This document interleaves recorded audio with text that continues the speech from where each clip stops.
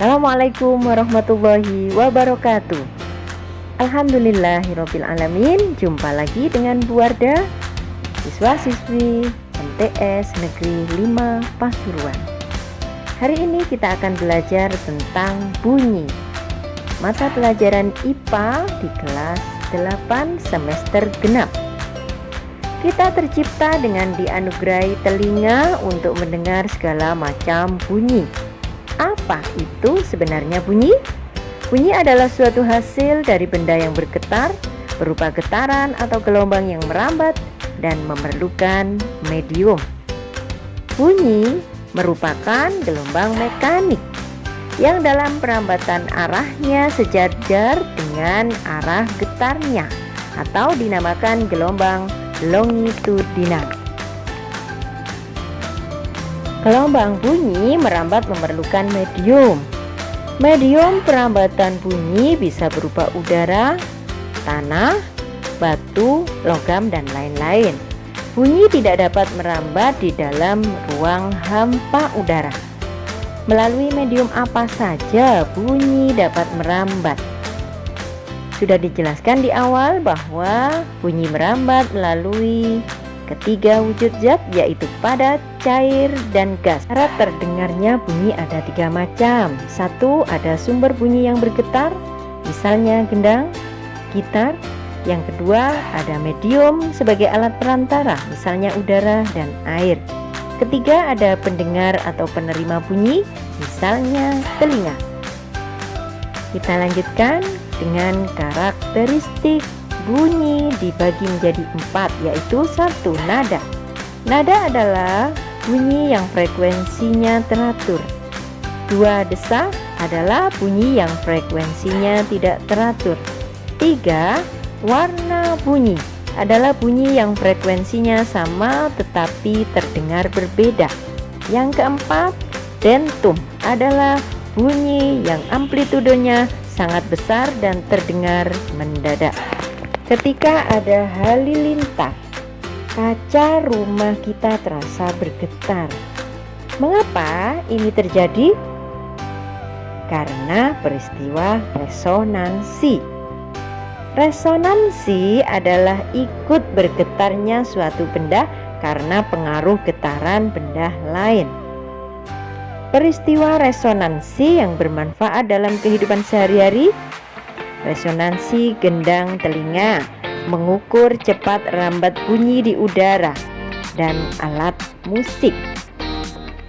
Lanjut, bagaimana cara menentukan kecepatan perambatan gelombang bunyi? Kita lihat rumus cepat rambat bunyi. C sama dengan S dibagi T. P adalah cepat rambat bunyi, satuannya meter per sekon. Sedangkan S adalah jarak tempuh bunyi, satuannya meter. T waktu tempuh bunyi, satuannya sekon. Hukum pemantulan bunyi sebagai berikut. Kita lihat pada gambar bahwa bunyi datang, bunyi pantul, dan garis normal terletak pada bidang yang sama. Yang kedua, sudut datang sama dengan sudut pantul. Salah satu sifat bunyi adalah bunyi dapat dipantulkan jika mengenai benda keras. Macam pemantulan bunyi meliputi: 1. Gaung adalah bunyi pantul yang terdengar sebagian bersamaan dengan bunyi aslinya sehingga bunyi asli tidak terlalu jelas. Yang kedua, gema, bunyi pantul yang terdengar sesudah bunyi asli selesai diucapkan. Salah satu contoh pemanfaatan bunyi pantul adalah untuk mengukur jarak kedalaman laut. Kita lihat rumus menghitung jarak dengan bunyi pantul. S sama dengan V kali T dibagi 2. V adalah cepat rambat gelombang, satuannya meter per sekon. S adalah jarak atau kedalaman, satuannya meter. Sedangkan T waktu, satuannya sekon. Sistem sonar pada kelelawar. Cara kelelawar mengenali lingkungannya adalah Awalnya kelelawar mengeluarkan sinyal bunyi frekuensi yang sangat tinggi. Pantulan suara dari serangga diterima kembali kelelawar. Kelelawar kembali mengeluarkan sinyal sehingga mengetahui posisi mangsa dengan cepat. Kelelawar mengikuti jalur pantulan suara tersebut untuk mendeteksi mangsanya. Akhirnya mangsa dapat ditangkap. Berdasarkan frekuensinya, bunyi dibagi menjadi 3, yaitu infrasonik, audiosonik, dan ultrasonik. Bisa dilihat bagaimana frekuensinya. Infrasonik kurang dari 20 Hz, audiosonik antara 20 sampai 20.000 Hz, sedangkan ultrasonik di atas 20.000 Hz. Dalam kehidupan sehari-hari, gelombang telah banyak digunakan terutama dalam bidang teknologi canggih.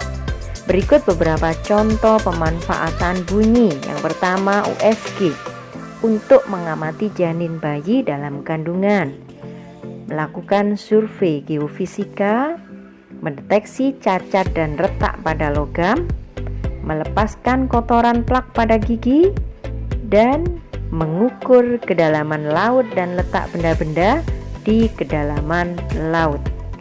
Efek Doppler adalah perubahan frekuensi atau panjang gelombang suatu gelombang pada seseorang penerima yang sedang bergerak relatif terhadap sumber gelombang. Contohnya, ketika kita mendengar suara knalpot motor yang melaju ke arah kita, maka kita akan mendengar bunyi knalpot makin meninggi. Kemudian saat motor tersebut telah melewati kita, bunyi knalpot akan makin mengecil.